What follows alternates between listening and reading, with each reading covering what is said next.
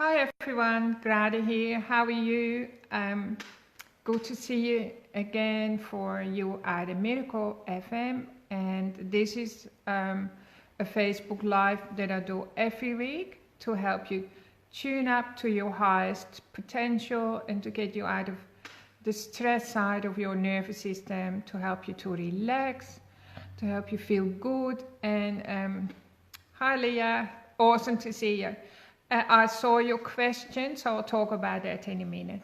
So this 20-minute session, hopefully I stick to time, will help you to tune up with the universe and bring you into alignment where the universe wants you to be in your life, so you can access energy and resources and to help you open up again to the gifts that the universe has to offer you, so that you can be the gift that you're meant to be. So I had a question, and this is actually a really good question. So what can we do when we have a punishment program running in our subconscious mind? So we now know already that our subconscious mind is in charge of 90% of our thinking, or 90% of our brain power, I should say, not our thinking. It takes up all our feeling space and pictures. It runs on pictures on our senses, like smell and seeing and tasting and all that pictures. And because pictures are worth more than 1,000 words, that's why our subconscious takes up so much energy. Like, you understand it, because pictures take up a lot of energy in our camera as well. So our unconscious mind is always visualizing and listening to the words of our conscious mind. So yeah, we can be running our life on punishment programs, which means that when your life starts to go good, your body starts to feel really uncomfortable with how good you're feeling, and it's going to set you up for disaster. And so when disaster strikes and you're in pain, then your body is happy and it feels good, because it's like the compass has been turned and twisted and you've lost your true north. Yeah, I see this a lot in my clients. I see it because my life used to run on a punishment program, and I'm sure my parents' life on both sides were running on punishment programs, and probably many generations, because literally we're coming out of the emotional dark ages, you could say. I'm just going to sit like this actually.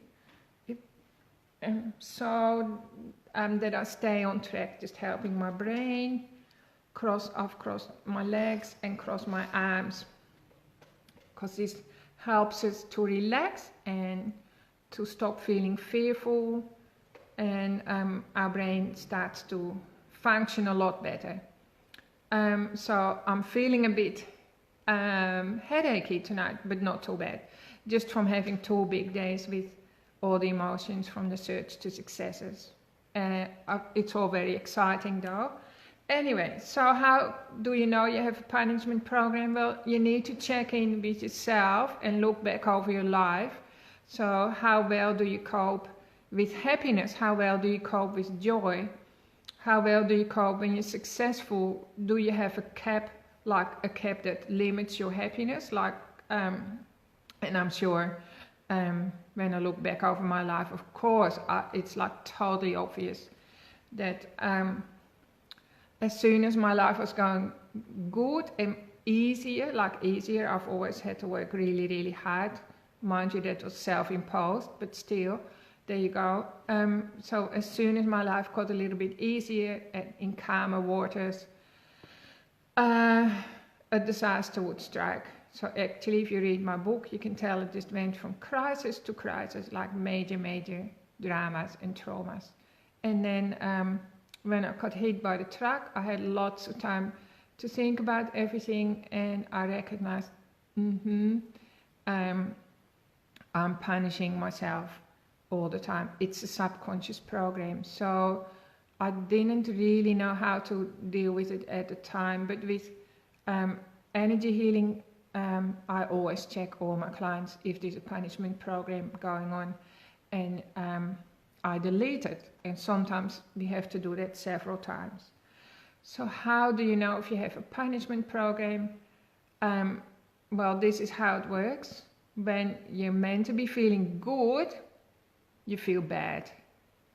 You're meant to be feeling bad, you feel good.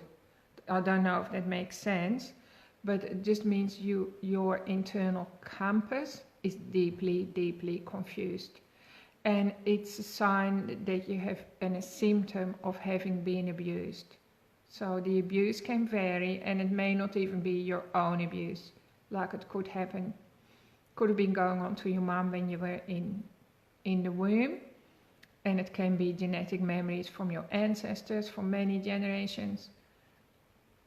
I would say that 60% of it would be anyway from your DNA genetic coding, and then the rest just happens automatically or from past lives. So the thing is, it doesn't matter where it comes from. It's more important for you to be conscious of it, that this is running the show in the background, and release that cap so you can experience true joy, peace, and enjoy life when you were loved, when you're deeply, deeply loved. So I wrote something down, so I'll just read it because it expresses it better. So abused children, let me see. So we should always feel good when something is good for us, and feel bad when something is bad for us. That's kind of pretty obvious. That's how God designed us, okay? But abused children learn that something feels good, that when it feels good it is bad, because it means abused children, they have this thing, I'm not deserving of this good feeling, so something bad is going on because you've been told that you're bad and fatally flawed or whatever. So they're deeply confused. When they feel good, they feel bad or guilty because they learned that feeling good was bad.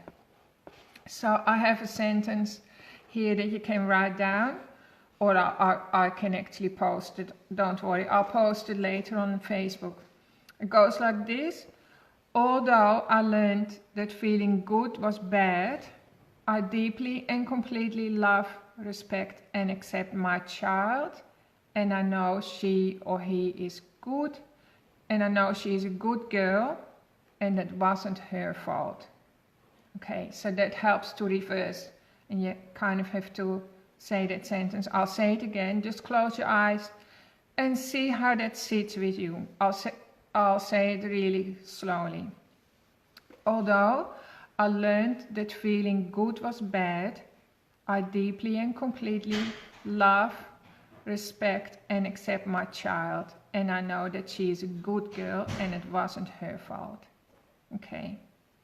So if you feel any resistance in your body to that sentence, well, that's of course evidence, you know, that you have a punishment program, and that you consciously or subconsciously desiring something else. So your conscious mind could be desiring like a beautiful family, a hubby that loves me, children that love me.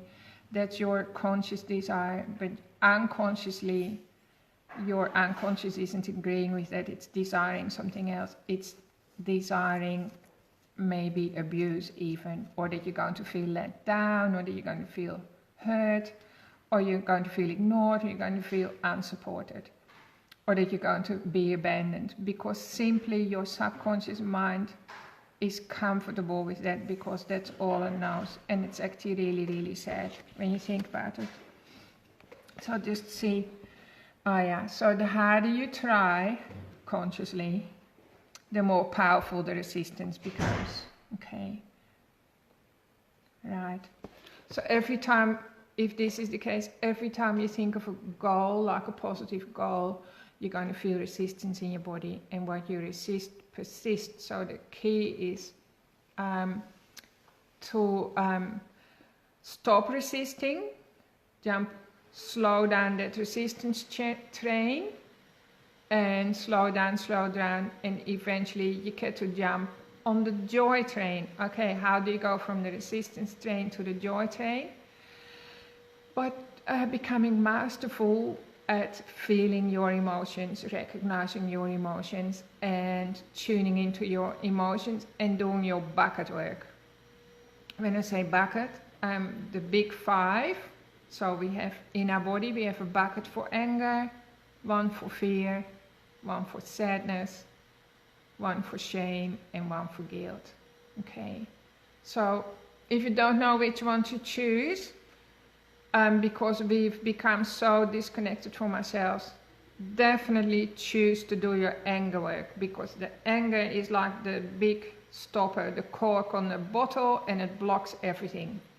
And of course, you should have been angry many, many years ago when you were a child and you weren't allowed to. So anger simply means something in a situation was wrong. It caused you to feel angry. You weren't allowed to feel angry. You weren't allowed to voice that energy. So you disconnected from that. And this goes on over many, many years. And now it's all stuck in all the cells of your body. Okay? Especially your liver and gallbladder. So anger and fear are actually two sides of the same coin. So I'll just tell you again with your anger work, that often gets blocked in here, by the way. So screaming is really good. So I'm not going to show you how to scream though. But you know how to scream. You just drive in a car with nobody. You're all by yourself in a car, and you just scream at the top of your voice till you're spent. So just let go of that anger. That's looking, and so that will give you a massive amount of clarity. Do this every day, say for a whole week, and suddenly it's like all those clouds. Imagine if your body was the universe and you had clouds, all that heavy cloudiness would be gone, the sun starts shining, and guess what? Suddenly your intuition comes through crystal clear. Okay, but if you refuse to do your anger work, you're going to be stuck in disconnect, feel confused, feel diffused, feel tired, feel worthless, and so on. And you're not going to get clarity. So this is the interesting thing that I find with people. The people who need to do their anger work, they really, really need it because they're so jammed up. They're the ones who don't do it, which actually is significant because it means they're really, really stuck in full-on sabotages. And I can't see the point why you shouldn't hop in a car and scream your heart out for like 2 minutes if it changes your whole life. So I could scream now because Pete's got the vacuum cleaning going. I used to do this actually intuitively when my children were little, or when they all went to school and I was vacuuming the house. I sometimes used to yell really, really loud with a vacuum cleaner to see if I could release some of the tension in my body, and I think it worked well. So it needs to be released from here because that's for all the times you were silenced when things were wrong, which completely screwed up your compass. And you can also punch the couch really, really hard. So use the side of your hand. And if you want to be very technical, do it at 50% effort for the first minute. Have a little spell, catch your breath. Do it at 70% effort for the next minute. Have another spell, catch your breath, and then go all out till you're done, till you're completely spent. And that's emptying out your smelly anger bucket.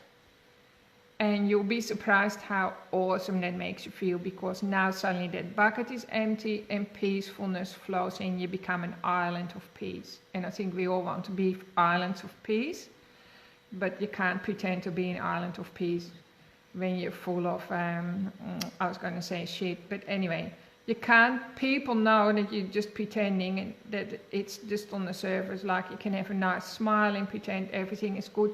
We call that spiritual bypass. So you've probably seen people that are like highly, highly spiritual and angelic. They walk around with a sweet smile all day long. but you definitely don't want to lift the lid of the anger bucket because it would be pretty smelly. So you don't want to be like that. You want to be authentic. All right, so I hope that answered the question. When you have a punishment program, it's pretty obvious that you have one because you just look back over your life. How happy did you feel when things were going good? How good did you feel when things were going bad? Did you have a little voice in your head that said, this is all you deserve, or you bring all this on yourself? And when you get hurt, or when you're suffering, does your body say, this is just right, this feels just perfect, because you're so used to it? So if that's the case, now it's time for you to take charge. Absolutely time to change your compass around. It's totally, I can't stress enough how important that is. Okay, and you changed it by doing your feelings and doing your bucket work. All right, so I think that's nearly 20 minutes. I hope that answered your question a little bit. And when you're a mom, show your children, because our children have inherited our issues that makes the pain even worse. Okay, so show your children now while they're young that they need to express their anger and do it safely in a room by themselves. Give them the space to express all that anger, which is just an energy form, and so that they can be filled with peacefulness, which is there anyway. We don't have to instill peacefulness in us because it's always there. We just can't reach it anymore. So, okay, let's just sit like this. So when you do your anger work, everything starts to flow miraculously. Like you suddenly earn more money, people will respect you, people feel safe around you because they feel you are genuinely a safe person, because you've done your homework or your housework. People will love you, because anger is a frequency in our body, of course, that makes us sick. And even if we don't feel angry, well, that's sometimes even worse, because it simply means you've disconnected from it. So you actually need to find it and excavate it. So, all right, for now, that's enough talk. Let's just tune into our body. So cross your arms and legs and toes. Inhale through your nose. Breathe out.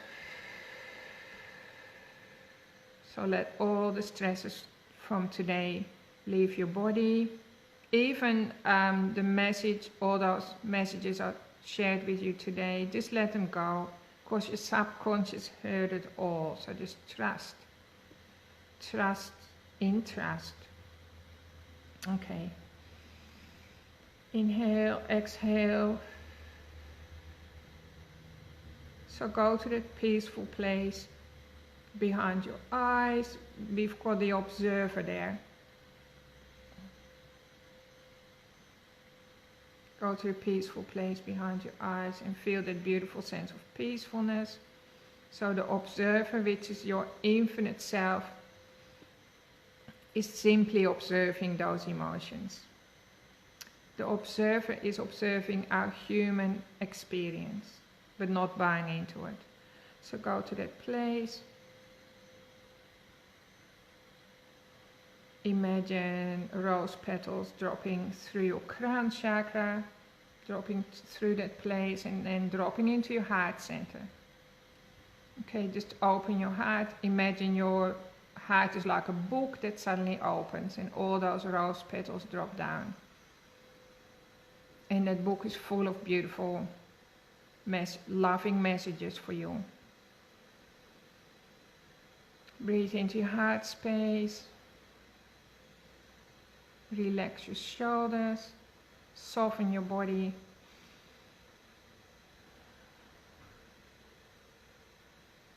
So I had a bit of a headache that's dropping into my heart to be transformed, and now I'm dropping into my womb space. And if you're a guy, you can just think the central point in your pelvis.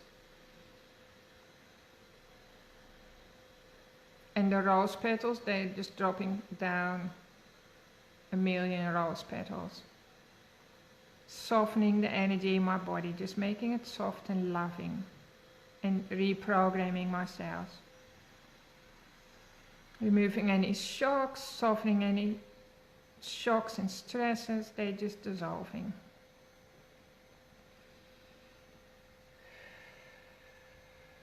You can put your hands on your womb space or just above your pubic bone. This is actually the origin of your life force, so very, very important that you get used to dropping into it and turn your life force up. You can turn it up as much as you like for healing of your body.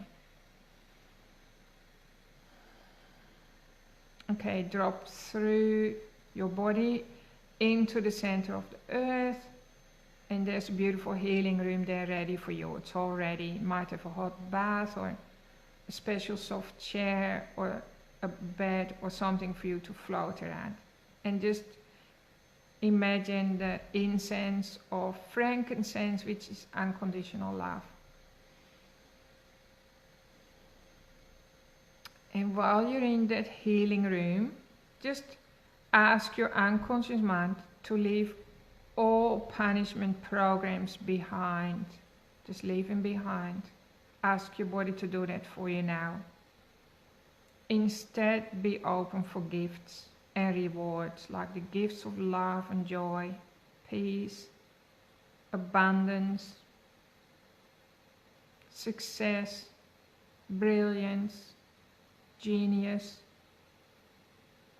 infinite possibilities, creativity, whatever springs to mind. Bucket loads of peace, clarity, intuition, money, lots of money. You can visualize whatever you want in that healing space.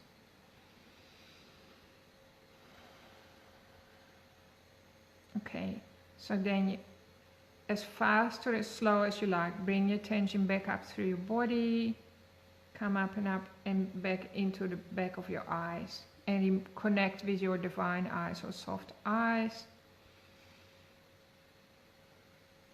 And when you're ready, you can open. Okay, so I think 20 minutes is up, and I hope that answered some of your questions. The question was, how do you know if your life is run on a punishment program, which I explained how that feels like. And I also, in this video, I explained what you can do about it. If you're still not sure, then of course you can book in for an energy healing session to make sure that there's nothing sinister going on like that. Okay, so hi Tina, how are you? Yeah, so good to see you all, by the way, really, really good. I'm just conscious that I'm running over time, so just please watch the replay. Please also tell everyone about my Search to Success program, which is totally a chance for you to incubate in the energy. We pull you apart, we put you back together again, and in 2 days your whole being is transformed. It doesn't matter really how bad your problems are or how bad you feel inside. You literally learn to love yourself and everything starts to correct. And I do my next Search to Success, I think it's the 17th of November, which is a weekend. All right, so I think that's it for tonight. So thanks for tuning in. And I hope you all have an awesome weekend, and I'll talk to you soon. Let me know how you get on. Let me know. I'm really, really interested to know if you discovered that you have a punishment program going on in your life or body, or maybe you see it in your partner, or maybe you might see it in one of your children. So just start looking around and become more aware of it. And let me know how you get on with changing that around and reprogramming your body. Okay, because I really, really want to know. Thanks for tuning in and for watching, and I'll see you next week. Bye.